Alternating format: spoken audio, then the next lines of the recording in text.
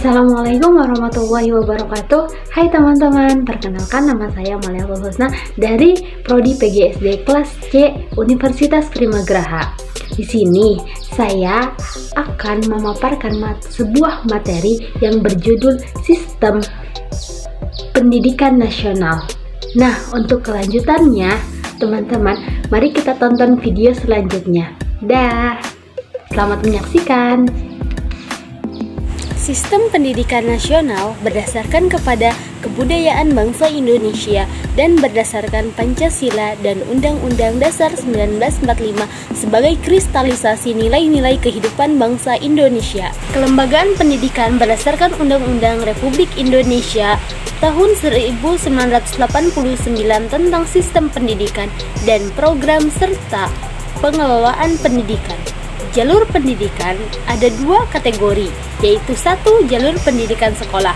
Jalur pendidikan sekolah sifatnya formal, diatur berdasarkan ketentuan-ketentuan pemerintah dan mempunyai keseragaman pola yang bersifat nasional. Kedua, yaitu jalur pendidikan luar sekolah.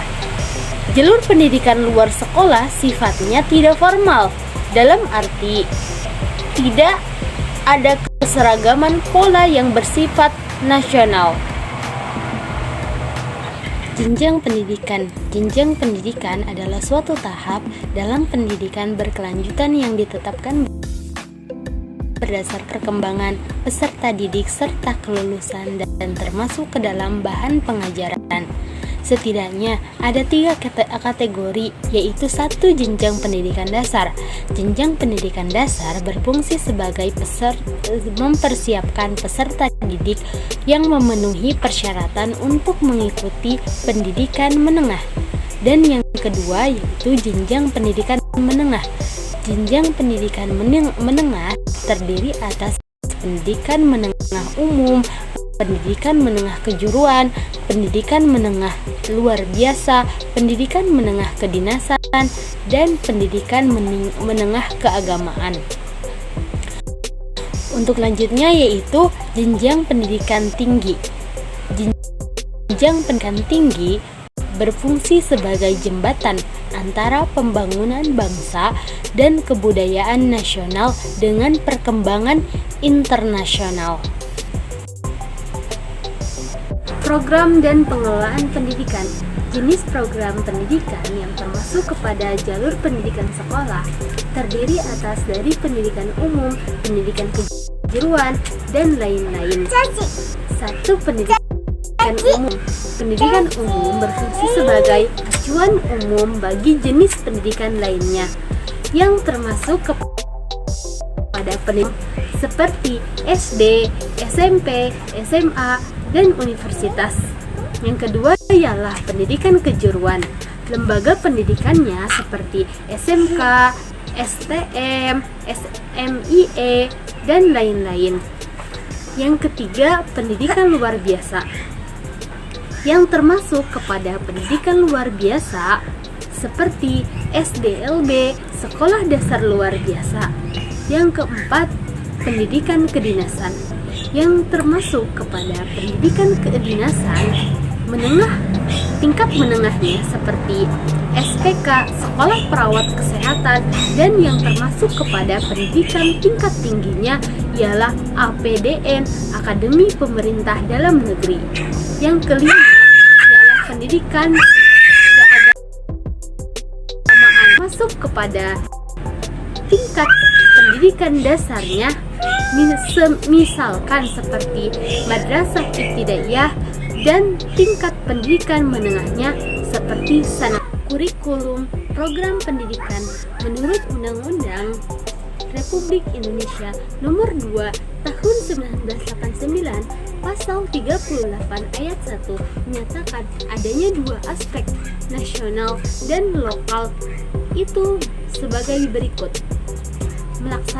Pelaksanaan kegiatan pendidikan dalam satu satuan pendidikan didasarkan atas kurikulum yang berlaku secara nasional dan kurikulum yang sesuai dengan keadaan serta kebutuhan lingkungan dan ciri khas suatu pendidikan yang berlangsung yang bersangkutan.